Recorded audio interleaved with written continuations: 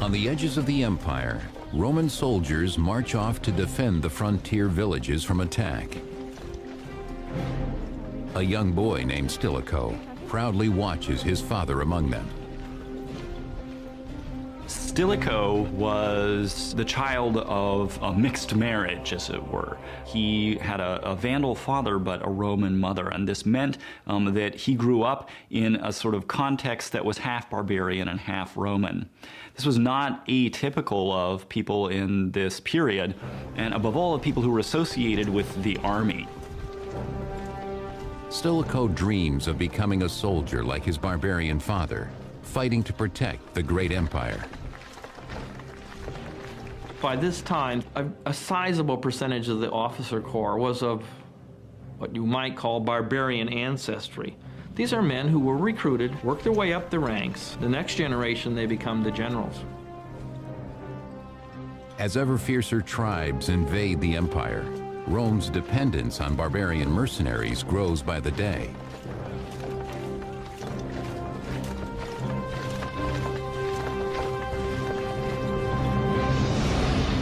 Under pressure to protect its expansive frontiers, the empire divides in two. The west is defended by Emperor Valentinian in Rome, while Emperor Valens defends the east in Constantinople. But Valens is challenged in 378 AD when a savage enemy attacks the city of Adrianople.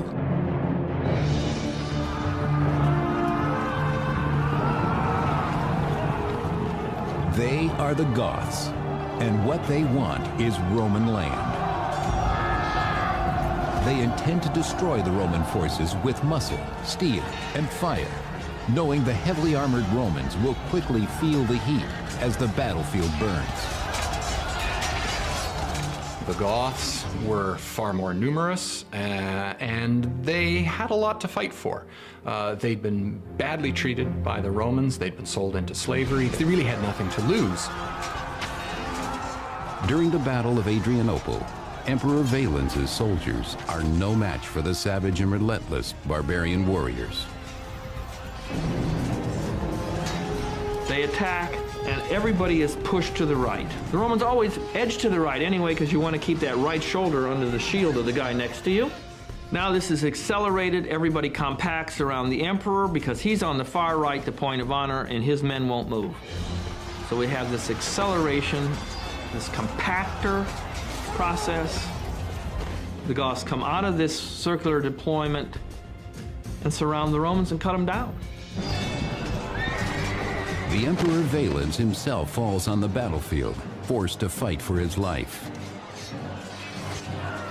It is a fight he quickly loses, sending his shocked soldiers into panicked retreat. When an ancient army breaks, mass slaughter always ensues. What made Adrianople even worse was that the Roman army was partly surrounded, and not everybody could run, so that in their haste to get away, Roman soldiers ended up killing one another, trampling on one another, and suffocating to death, simply in the vast confusion.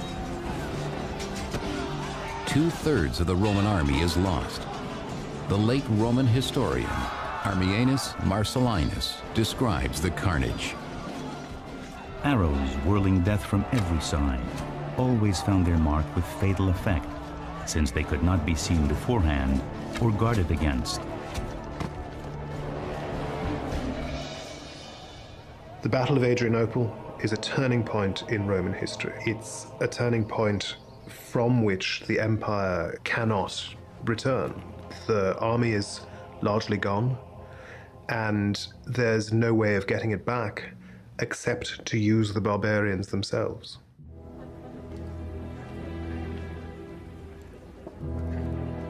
The new Eastern Emperor, Theodosius, does just that. He invites the Goths to a banquet, offering them land in exchange for military service. At his side is Stilicho, now a Roman general in his early 20s. Stilicho was half a barbarian, as it were. He was half Vandal, half Roman. And as is typical for so many of these kinds of guys, he worked his way up through the army. Emperor Theodosius, relies on Stilicho to handle negotiations with the Goths, whom he plans to use as mercenaries. The conditions that the Goths achieve from Theodosius are highly unusual because it puts them in a stronger position than they might have expected. The most important thing is that they're not broken up. The Goths who have been fighting Theodosius are all settled in one place. And they're settled in one place without being put under Roman control. Stilicho brokers the deal. In exchange for this land, the entire Gothic force agrees to fight as soldiers in Theodosius's army. Though Stilicho is himself a half-barbarian, Theodosius trusts him like a son and has no doubts. Stilicho was very good at what he did. He distinguished himself. He came to the attention of the emperor. And so as he worked his way through, he got higher and higher and was in command of a large contingent of Theodosius's army. But Stilicho's position does not make him next in line to rule.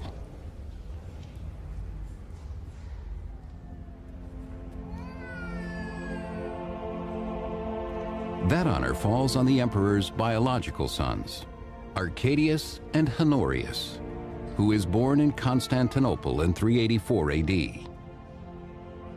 Yet Stilicho enjoys a royal connection as well. Stilicho was actually closely related to the Emperor Theodosius. He had clearly been selected from among the many barbarian or semi-barbarian generals as a future leader. So much so that the Emperor Theodosius had married Stilicho to his own niece, and this marriage was a strong point in cementing Stilicho's relationship with the imperial house throughout the course of his life. Though chosen by the emperor to lead, Stilicho's power will always be limited. As a barbarian or a half-barbarian, there was no way he was going to be emperor. That was it. Nonetheless, Emperor Theodosius knows he can rely on his most trusted general to help manage the Eastern Empire's biggest problem, the Goths.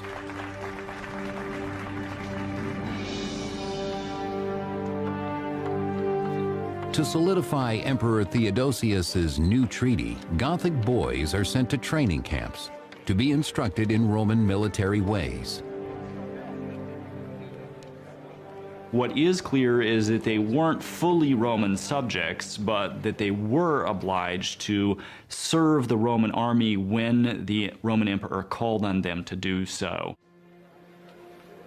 As Theodosius's right-hand man, Stilicho ensures the young Goths are well-trained and loyal. There is one whose natural talent catches Stilicho's attention, the boy Alaric. Alaric had probably been born inside the empire, and he'd probably been raised inside the empire with full awareness of what a Roman military career was like. Taking Alaric under his wing, Stilicho cannot begin to imagine how their fates will be intertwined.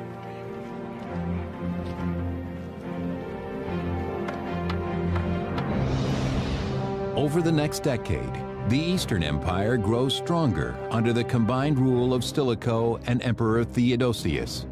But their authority is jeopardized when a betrayal in Vienne, Gaul, rocks the Western Empire in 392 AD.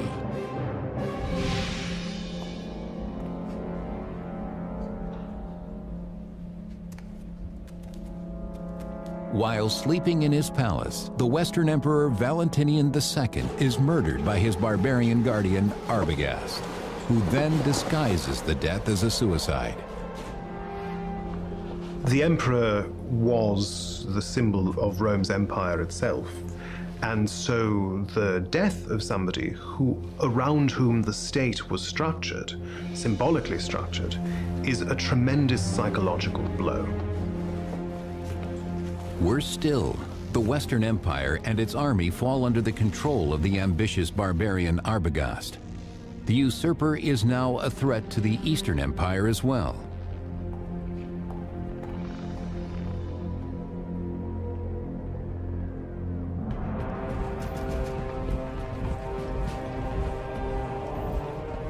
Without delay, the Eastern Emperor Theodosius leads his army westward to confront the usurper. He calls upon his trusted general Stilicho to prepare the troops for battle. Stilicho was the master of the soldiers in Thrace and was in command of a large contingent of Theodosius's army at the time. Stilicho recruits the young Alaric, now a full-grown Gothic chieftain, and his tribesmen to fight alongside the Romans. By now, about a quarter of the Roman army is made up of barbarian mercenaries. The Romans had become extremely reliant on non-Roman manpower with non-Roman leadership in a way that could potentially become very dangerous for the empire. Emperor Theodosius recognizes this danger, but he has devised a plan to destroy the usurper Arbogast and weaken the Goths in one powerful blow. In 394 AD, Theodosius leads his eastern army, including Alaric's Gothic troops, against the forces of the Western Roman Empire, now led by the power-hungry traitor Arbogast. The battle takes place in 394 AD at the river Frigidus in modern-day Slovenia.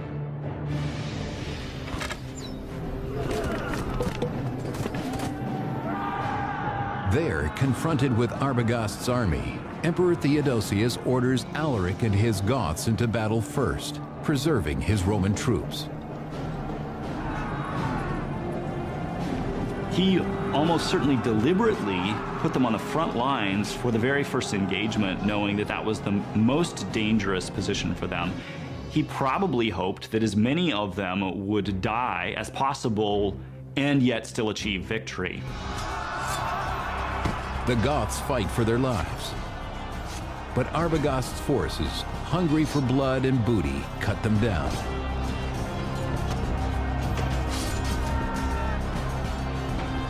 Just as defeat seems imminent, a fluke of the weather changes everything.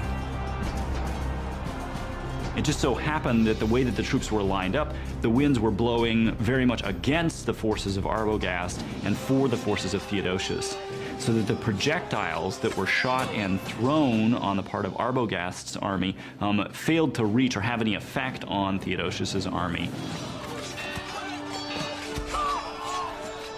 With this advantage, Emperor Theodosius defeats Arbogast soundly.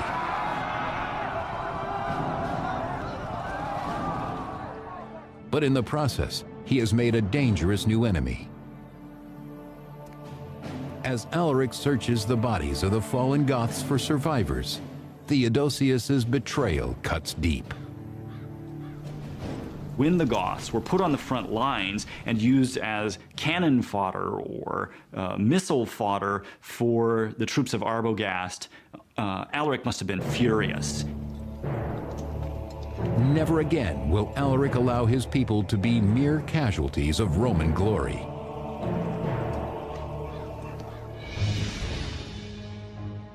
While Theodosius celebrates his victory at the Frigidus and becomes the sole emperor of Rome, Alaric and the Goths take their vengeance, ravaging the Balkans for food and booty.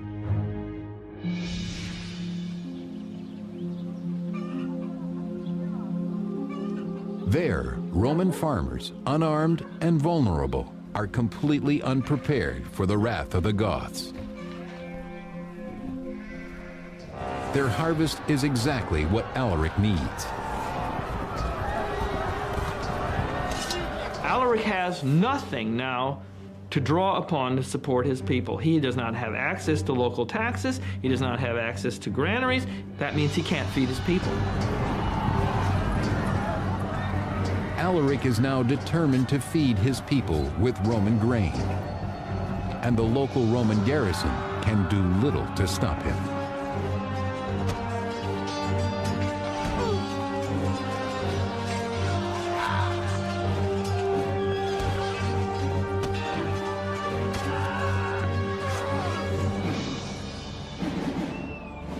Emboldened by their success, the Goths now declare Alaric their king. With Alaric, they become the first barbarian people to create a kingdom inside the empire. Alaric is very important because what he does is really forge the Goths as a single political unit and really create from a band of soldiers a people. Alaric's Gothic kingdom is unchallenged for now, as the empire faces other, more critical upheavals.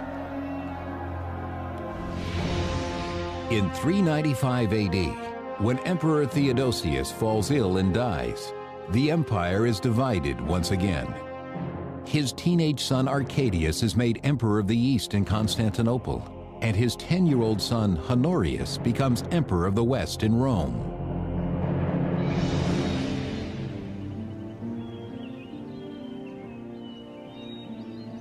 Theodosius's loyal general Stilicho is not forgotten. He becomes the boy emperor Honorius's protector and teacher. After Theodosius fell ill, it was Stilicho that he turned to for whatever reason. He says to Stilicho, according to one version or the other, that he wants him to be the regent of Honorius. Inexperienced in the tools of war, young Honorius relies on Stilicho for his expertise and guidance. Stilicho had a sort of patronizing relationship, a sort of godfather relationship with this child. I think Stilicho always saw Honorius as his little kid. But Honorius is an indifferent student. Stilicho keeps a keen eye on him. He knows that the future of the empire depends on his control of the boy.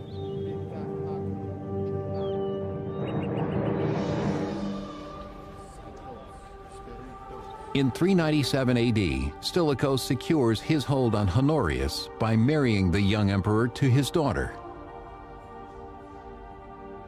What he was really interested in is having his grandson be emperor, because he married his first daughter, Maria, to Honorius. So clearly he wanted Honorius's son and his grandson to be emperor. So that would be the only possible way that he could have direct familial influence over the next emperor. The wedding guests are scandalized at the joining of the royal bloodlines with a barbarian. But Stilicho is oblivious to their anger, seeing himself as Roman to the core.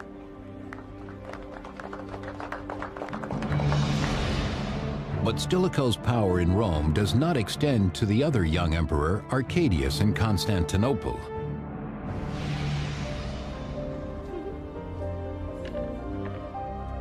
There, the 19-year-old Arcadius enjoys the amusements of the imperial bedchamber, leaving important matters of state to his advisors.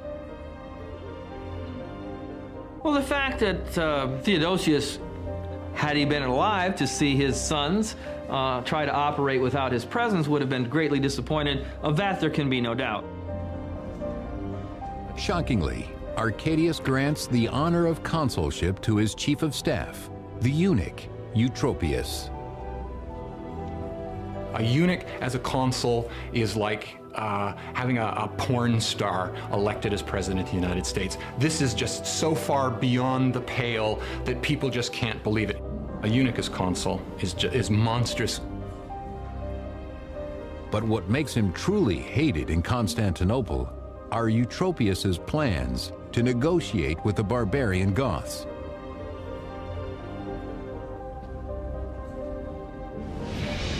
For 3 long years, Alaric and the Goths have raided the Balkans, pressuring Emperor Arcadius in Constantinople to give him the land that his people so badly need.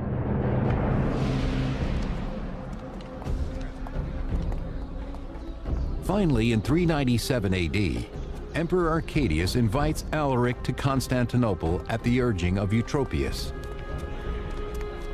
Indifferent to politics, the emperor leaves the negotiations to the eunuch. Eutropius executed an agreement between the Eastern Court and Alaric. And Alaric, this Gothic leader, certainly saw in that a tremendous advantage, particularly the advantage of being able to gain supplies and potentially land from the Eastern Court. In return, Alaric promises the Goths will once again fight for the Eastern Empire. But this deal leaves the people outraged. The Goths had regularly confronted the Romans in battle and actually defeated the Romans in battle.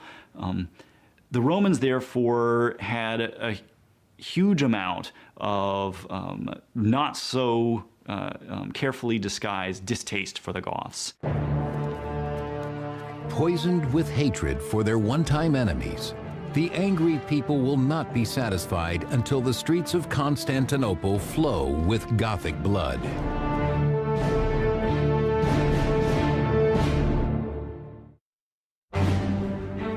In 397 AD, the Eastern Emperor Arcadius, at the urging of his closest advisor, the eunuch Eutropius, makes a treaty with Alaric the Goth.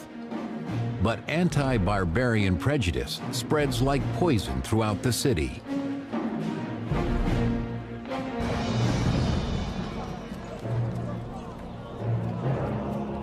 After 2 years of public outcry, Eutropius is finally arrested, swept away in the growing race hatred.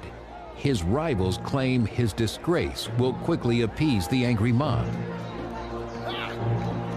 The problem that arose, of course, was that his power made him unpopular, and he had a great many rivals for control of the imperial court.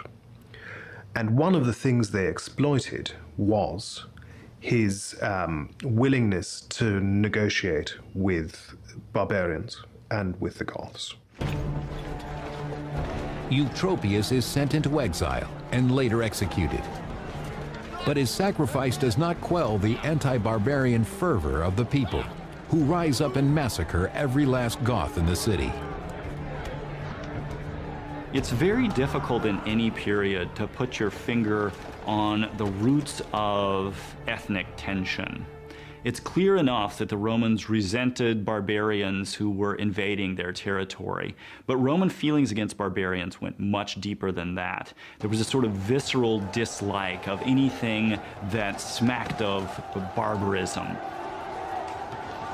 Such violence against his people sends an undeniable message to Alaric that a treaty with the East is impossible.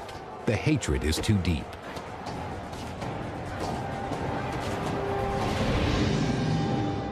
A desperate Alaric takes his people west to Italy, hoping to gain a favorable treaty from General Stilicho instead.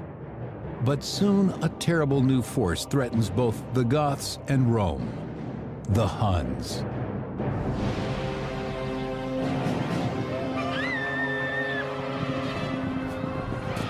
Sweeping into the tribal villages at the margins of the empire, the Huns attack and destroy everything before them.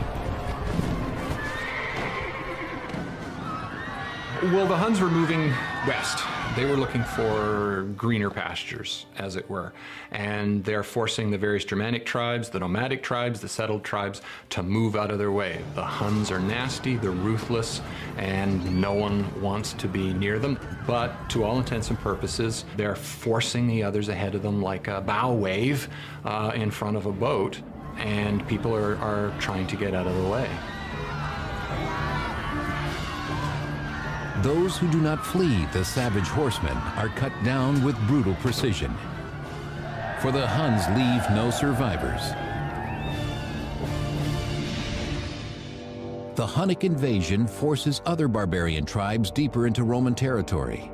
And while Emperor Honorius moves the seat of the Western Empire to the better protected city of Ravenna, the defenseless villages of northern Italy fall prey to the barbarians' devastation.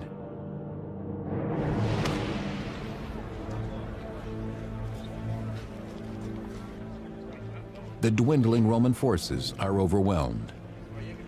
In the Italian field hospitals, General Stilicho watches the numbers of fallen soldiers grow daily, depleting an already sparse army. And I think that's one of the main problems that Stilicho faces. He just doesn't have a proper standing army. And it then becomes the major problem of the West. Throughout the 5th century, there isn't a standing army. Something happens, you got to run around, pay guys, gather sort of whatever mercenaries and whatnot you can, and get off to the battlefield as quickly as you can. With each soldier he loses, Stilicho grows more desperate. In order to defend Italy, he needed more troops. And in order to take back the rest of the empire, he needed more troops. And he needed them because much of the Western Empire wasn't under his control. Being half barbarian himself, Stilicho feels his support in the army is waning. Now he has no choice but to turn to the one person who can help him secure more troops: the Gothic king, Alaric.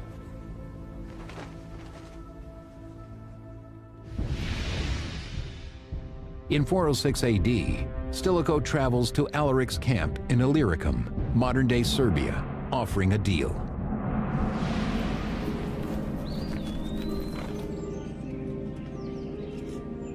Alaric, eager for a treaty with Rome, welcomes Stilicho to his camp. Stilicho brings his old friend Alaric a gift to warm the Goth to his request. Stilicho desperately needed troops. There simply weren't enough Roman troops in Italy to go around. And the only reservoir of manpower was Alaric and his Goths. Stilicho also offers Alaric the position he's always wanted. In 404, he wants Alaric to be given a Roman command, and he's given a Roman command so that Stilicho can then use him as an army to capture Illyricum, so that he can then use that as a launching pad. Stilicho desperately needs Illyricum, a recruiting ground for soldiers that now belongs to the Eastern Empire. Alaric agrees to help him take it for the West, offering Stilicho a Gothic sword as a symbol of their treaty. From Alaric's point of view, this was a very good thing. He needed some way to keep his followers occupied so that they didn't simply drift away. He needed some way to keep them fed so that they didn't mutiny or depose him. Stilicho promises Alaric that his Goths will be well paid by the grateful Western Emperor Honorius. The two men embrace as allies once more.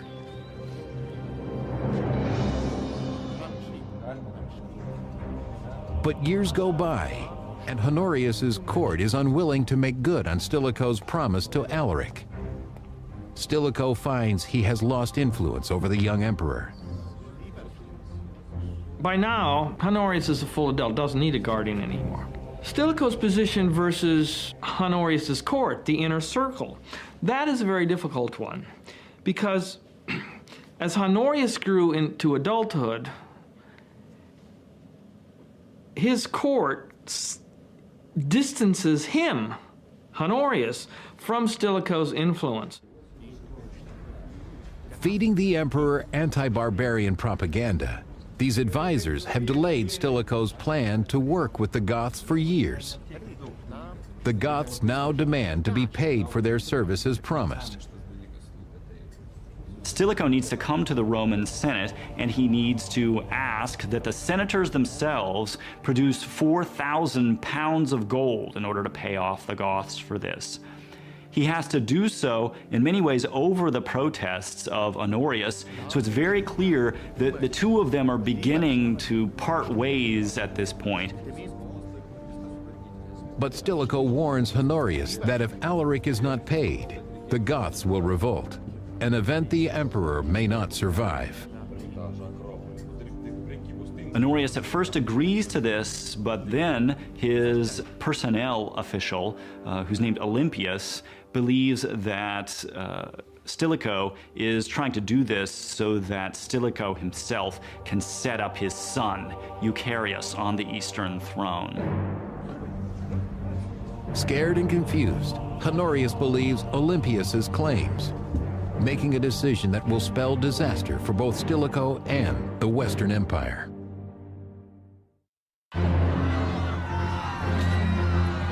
Facing barbarian invasions on the frontier, the Roman general Stilicho appeals to Alaric, king of the Goths, for troops. But Emperor Honorius's advisor, the anti-barbarian Olympius, turns the emperor against Stilicho.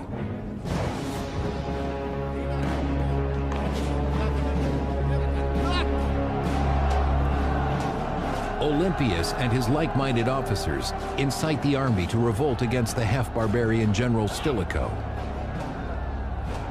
And so Olympius then starts sowing all sorts of rumors amongst the troops as well. The troops riot in August, and they call for the death of Stilicho. Swayed by Olympius's slander, Emperor Honorius responds by issuing a decree against Stilicho. Honorius had many courtiers willing to play upon his fears, to suggest to him that Stilicho was seeking the throne for himself or for his son, and the emperor's mind was really poisoned against Stilicho. Stilicho is himself declared a public enemy, and many of his supporters are massacred in cities throughout Italy.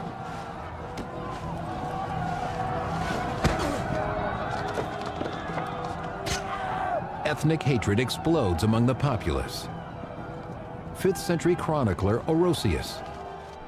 Stilicho was sprung from the barbarian Vandals, that cowardly, greedy, treacherous, and crafty race. The racially motivated violence is brutal, and the victims are quickly overwhelmed. Determined to cleanse the empire of all barbarians, the Romans now hunt for the general himself. The angry mob of Roman soldiers, eager for blood, finds Stilicho in a church in Ravenna, where he has taken refuge. Stilicho flees to a church and tries to escape the decree, knowing full well it will mean his death, but he's given strong assurances that he's only to be arrested and not to be executed. Despite his misgivings, Stilicho decides to give himself up willingly. He was in a position to seize the state for himself, had he wanted to.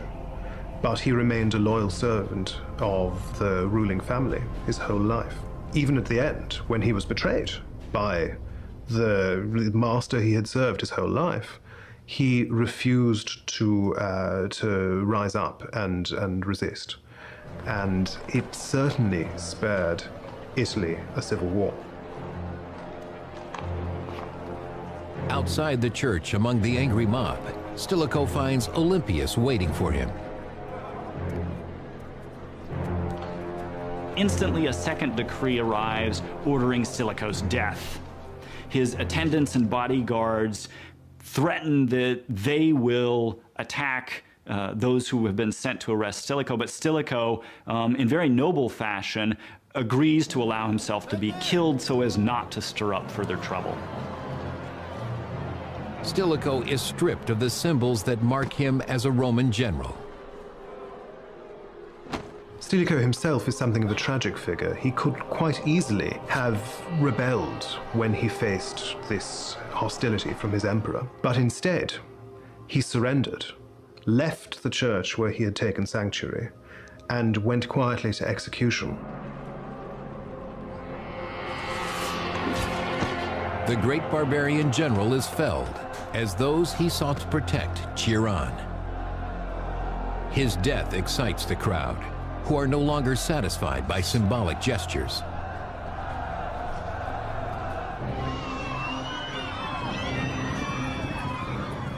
Their hatred of the Goths soon spreads beyond Ravenna to cities throughout Italy.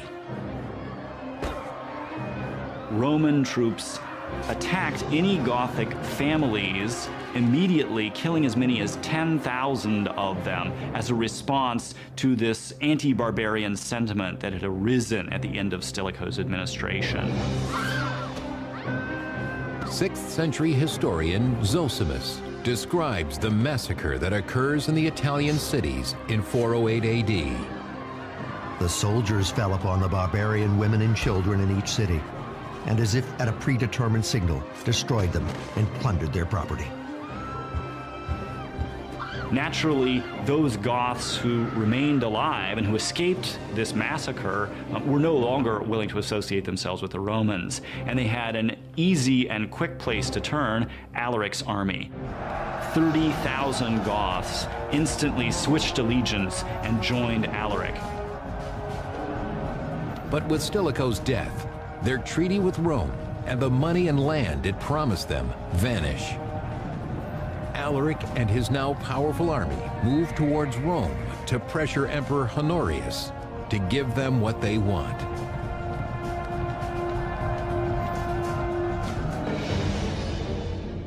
Alaric and his tribesmen invade Italy and lay siege to Rome in 410 AD. But Emperor Honorius, safe in Ravenna, refuses to negotiate with the Goths.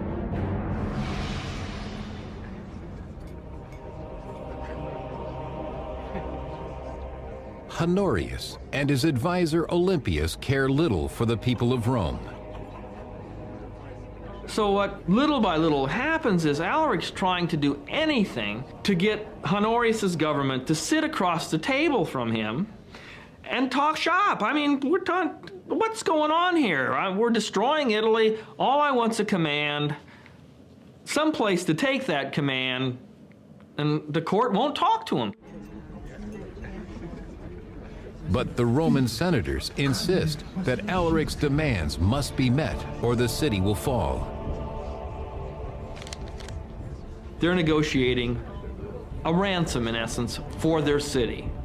And what they agree to pay seems like a lot. It's many thousands of pounds of gold.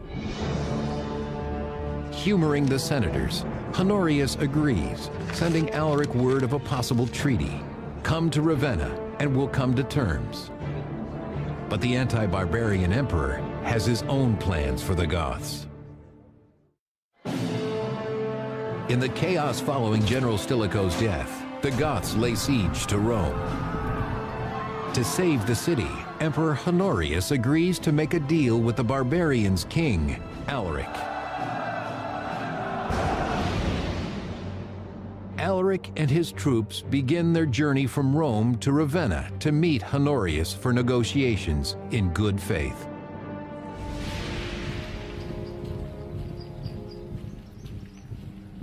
But along the way, Alaric is ambushed by a group of mercenaries working for the emperor. The fact is that over and over again, the Romans display that they're only barely going to tolerate these barbarians, and that whenever possible, they're going to massacre them or put them in harm's way so that they'll be killed. As his men are cut down around him, Alaric knows he has been deceived by the Roman Empire once again.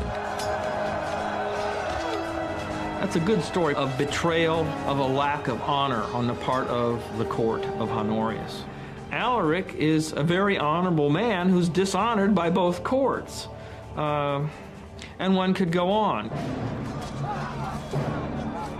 Alaric is done with peaceful negotiations. He orders his men back to Rome, bent on destruction.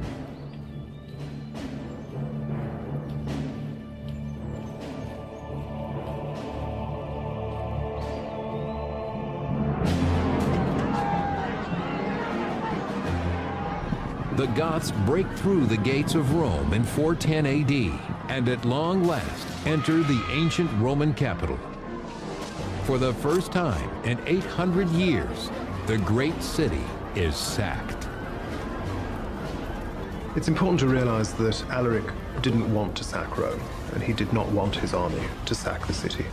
It was a decision made out of frustration at the fact that really 2 years' worth of negotiation had failed to get him anything that he wanted. And in the end, he saw no other way forward but to allow his army to sack Rome. Unlike the Romans, who so recently slaughtered thousands of Goth women and children, Alaric orders his soldiers to show restraint. Alaric clearly did his best to stop his troops from indiscriminately killing people or seizing captives. Nonetheless, For 3 days, the Goths plunder the riches of Rome, taking all they can carry.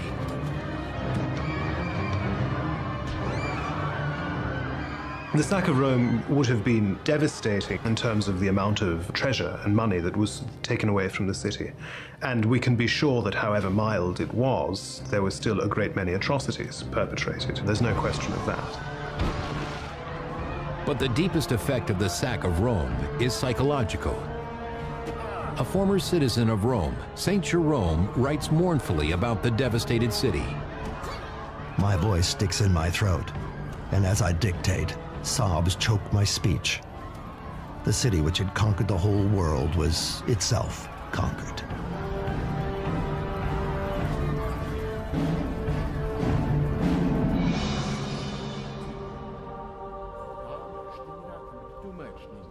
In response to this attack on the very heart of the empire, Emperor Honorius does nothing. It becomes clear that Stilicho's death has robbed the empire of its last great leader. Honorius is, in a sense, a captive courtier figurehead, alone in his palace, surrounded by courtiers, with no real sense of what's going on in the world, or anything else, for that matter. When confronted by refugees from Rome come to beg for aid, the emperor shows only annoyance, ordering this reminder of his failure to be removed. So not only is he distancing himself from the realities of government, he's progressively losing the credibility of the office. Many Romans lose faith in the emperor's ability to defend its people from their barbarian enemies.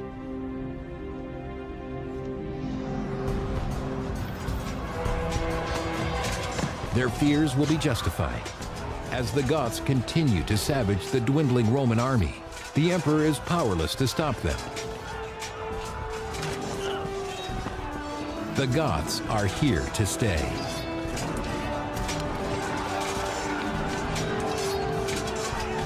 The Gothic kingdom that grows out of Alaric's following is the first real successor to Rome in the West. It's the first part of Roman territory to fall away, and it's the first of many. Over the next 40 years, barbarian tribes will continue to pour across the vulnerable borders of the empire, taking large regions of Roman land.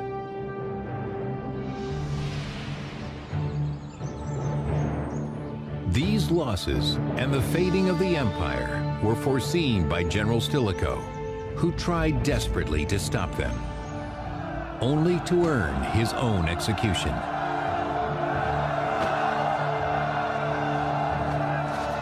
Stilicho's tragic downfall foreshadows the terrible and irreversible fate of the empire itself. Worse was that the Roman army was partly surrounded, and not everybody could run, so that in their haste to get away, Roman soldiers ended up killing one another, trampling on one another, and suffocating to death, simply in the vast confusion. 2/3 of the Roman army is lost. The late Roman historian, Ammianus Marcellinus, describes the carnage. Arrows whirling death from every side always found their mark with fatal effect, since they could not be seen beforehand or guarded against. The Battle of Adrianople is a turning point in Roman history. It's a turning point from which the empire cannot return. The army is largely gone, and there's no way of getting it back except to use the barbarians themselves.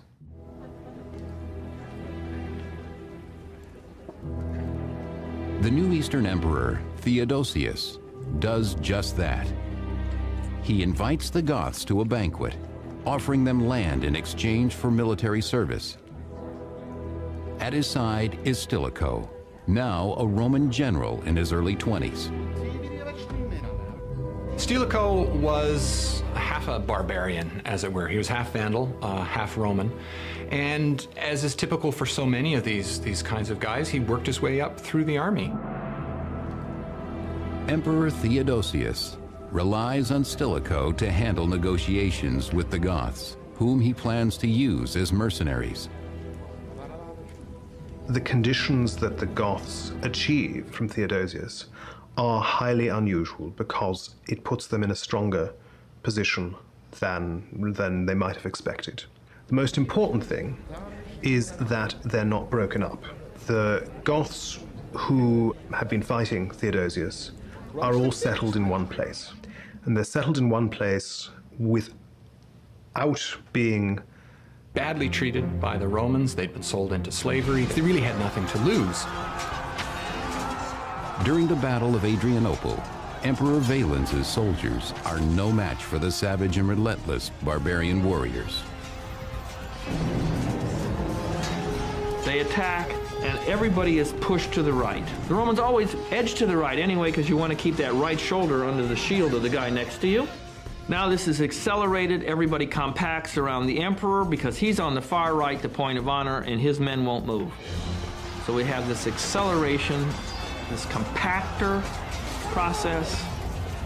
The Goths come out of this circular deployment and surround the Romans and cut them down. The Emperor Valens himself falls on the battlefield, forced to fight for his life. It is a fight he quickly loses, sending his shocked soldiers into panicked retreat.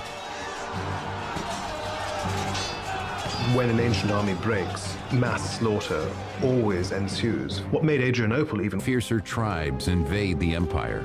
Rome's dependence on barbarian mercenaries grows by the day.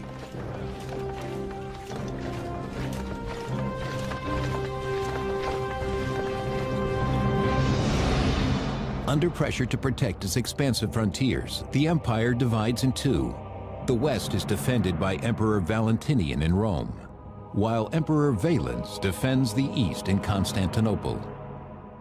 But Valens is challenged in 378 AD when a savage enemy attacks the city of Adrianople.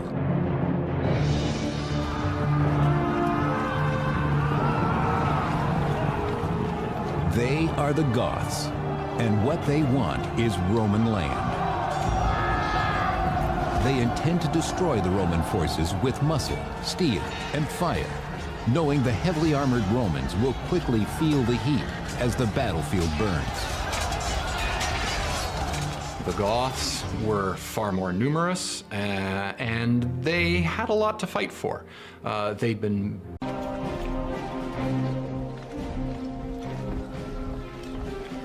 On the edges of the empire, Roman soldiers march off to defend the frontier villages from attack. A young boy named Stilicho proudly watches his father among them. Stilicho was the child of a mixed marriage, as it were. He had a Vandal father, but a Roman mother, and this meant that he grew up in a sort of context that was half barbarian and half Roman. This was not atypical of people in this period, and above all, of people who were associated with the army. Stilicho dreams of becoming a soldier like his barbarian father, fighting to protect the great empire. By this time, a sizable percentage of the officer corps was of what you might call barbarian ancestry.